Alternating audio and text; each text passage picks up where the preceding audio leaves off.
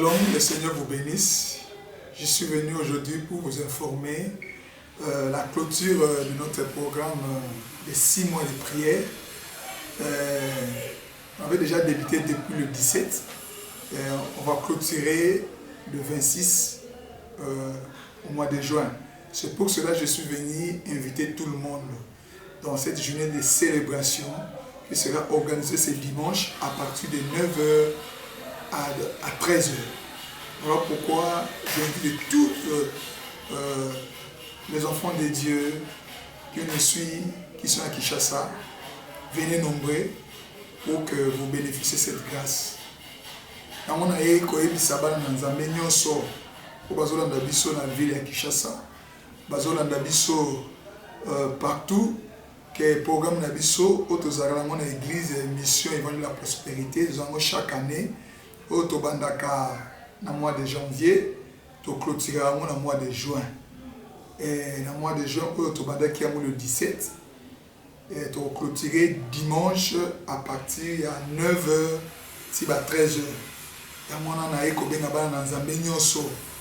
bien aimé, la Bible le dit dans Ecclésiaste chapitre 7, à partir du verset 8, dit vaut mieux la fin d'une chose que son commencement.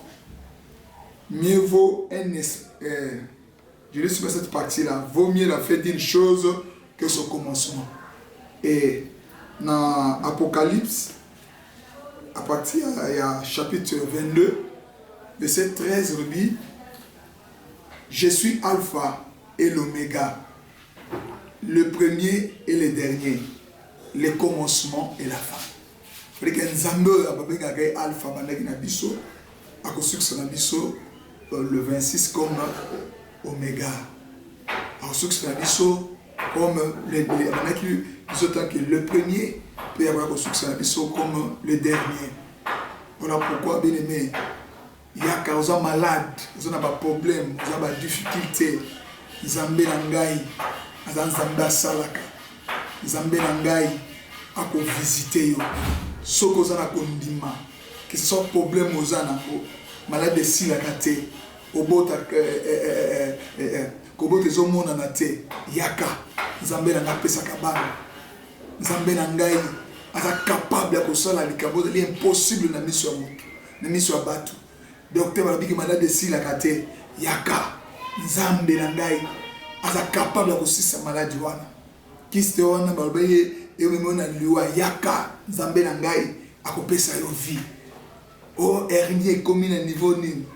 Oh barin comme na niveau ya suka yaka, Nzambe akelaki yo akozongisa barin ndenge ezalaki, ndenge akela yo.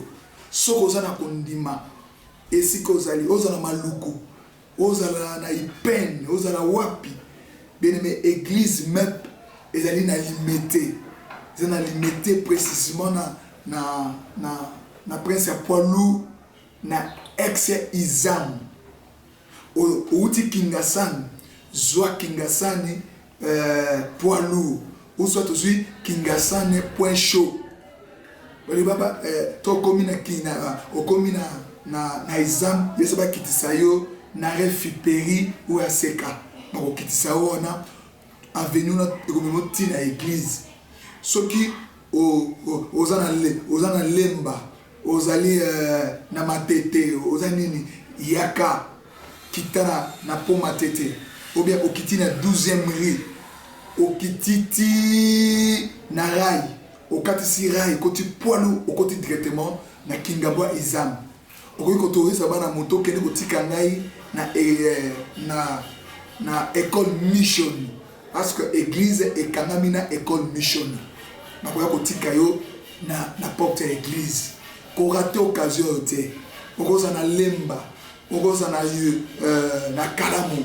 Na kalamu okoza na kasavu, ngiringi, kitambo, lingwala, zone ya Kinshasa, zwa bisi, baza na zone ya Kinshasa, baza na barumbu, zwa bisi ya Kingabwa point chaud. Oye to Kingabwa akitisio Izam. Bako kiso na point chaud, bako memayo na école mission. Autour de l'école Michoni, ma collection école Michoni. Vous voyez, église est quand même l'école Michoni. Ma question est examen. Autour de l'école Michoni, même dans ma colo, tout le monde a moto, à côté de l'église. Tout le monde dans ma colo, il est dans l'église. Il y a un peu de temps dans la clôture. Nzambe oyo salaka. Nzambe oyo salaka bato akondima. 10 jours de prière oyo. Il y a un peu de temps invité dans Nzambe nyonso. Bon raté. Vous, que vous êtes de loin, vous êtes en Europe, vous êtes en Amérique, vous êtes en Afrique, partout à travers le monde, nous vous suivez. Bien-aimés, ne t'en fais pas. Vous verrez le culte, ce sera en direct, sera en direct et vous le suivez. Voilà, je suis venu seulement vous informer pour cette activité. Il y a clôture, il y a 6 mois de prière. Aux un témoignage vivant que Nzambe, il y a Thomas Jean-Robert Asalak. Nzambe akokitisa. Molimo mon centre. Nzambe akosopanguya na ye. Parce que le thème est clôturé dans le fusion du Saint-Esprit. Nzambe va bien il commence la fin. Il va mettre saut dans Moussala Oyo. Il y a le mois de janvier. Autrement dit, ça est 10 jours dans le mois de janvier, 10 jours dans le mois de février, 10 jours dans le mois de mars et 10 jours dans le mois de juin, le 26, d'être sur la célébration pour clôturer 10 jours de prière. Ne manquez pas, bien aimé. Yo vous kangai na tablette, na télévision, na radio, vous avez partout pour rater, surtout vous avez Brazzaville, vous avez Katissa, vous avez des activités, voilà. Les enfants de Dieu, l'information, on a eu qu'on sabino pour la clôture. Nzambe langa pambola yo, Nzambe langa tombola yo, Nzambe langa visiter yo, Nzambe langa pesa aux solutions dans le kaboza linango, na kombo na Jésus Christ. Votre humble serviteur, c'est l'apôtre Jean-Robert Nzengi Amal. Et adresse l'église, l'église est allée dans limité, avenue Poilou, précisément dans l'arrêt Izam. La station ex-Izam. Vous entrez, vous demandez école Michoni.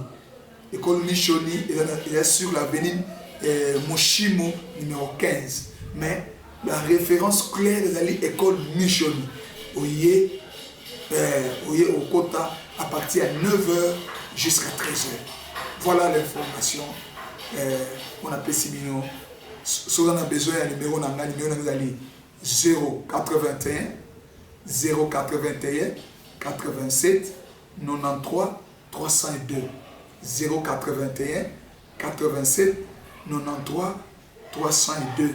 Mais comme boss en a été comme s'abonner à la chaîne La Prospérité TV Internationale.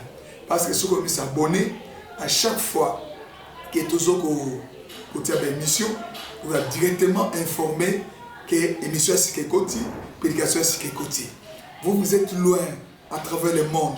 N'oubliez pas d'être abonné à travers cette chaîne, La Prospérité TV Internationale. Si le Seigneur le veut, bientôt, vous aurez ces chaînes à travers le satellite TNT. Vous les suivez, les cultes à Dieu. Mais pour le moment, suivez d'abord sur YouTube. Que le Seigneur vous bénisse.